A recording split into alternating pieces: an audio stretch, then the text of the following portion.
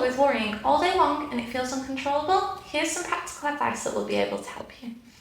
In metacognitive therapy, they talk about something called worry time. Other people might call it a thought allowance, some people might even call it a thought exposure, but what this is where we allocate some time, a similar time every day, say perhaps 7 p.m, where you will worry for 2 minutes only, okay?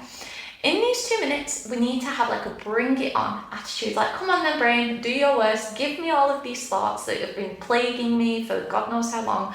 I'm going to let them all come up. I'm going to give them a bit of space. Once these 2 minutes are over, it is then your job to practice postponing anything that comes up. So, for example, say if it gets to 9 p.m. at night, so you had your worry time at 7, and at 9 p.m. a new thought comes up and it says, what if I have cancer? Maybe I really need to think about this. What I want you to do is to put a pause on that and say, well, okay, thank you for that brain. I'm not going to go into this right now. I'm going to allocate some time to worry about this tomorrow night at 7 because that's my worry time. This can be really effective because what it does is it shows the brain, look, maybe this thought isn't urgent after all. Maybe I don't need to act on this immediately. And when we pull the urgency out of worrying and anxiety compulsions, it sends a really, really strong message to our brain that actually we're probably not in danger. Now, often what can happen is by the time the next 7 o'clock rolls around, well, we've forgotten about what we were worried about yesterday, or maybe a new worry has come up, and that's okay too.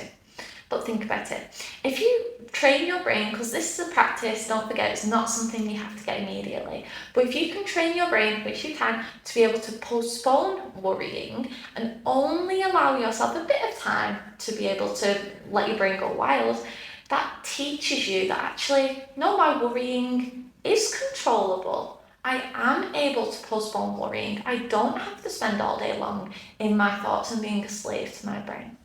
This is something that I found particularly helpful when I was really struggling with rumination. I know when I was in my recovery, I believed, like I truly, truly believed I could not control my worrying and that my brain would just go and go and go and there was nothing I could do about it. There's something about worry time that feels very empowering. It helps you to learn that actually, no, I am in control of this. I don't need to just let my brain go wild all the time. And it's a really good way of you being able to practice mindfulness, leaving thoughts alone and coming back to the present moment. Okay. If this has been helpful for you, please feel free to follow this account. We are always sharing helpful tips and tricks when it comes to anxious recovery. Okay. We'll see you there.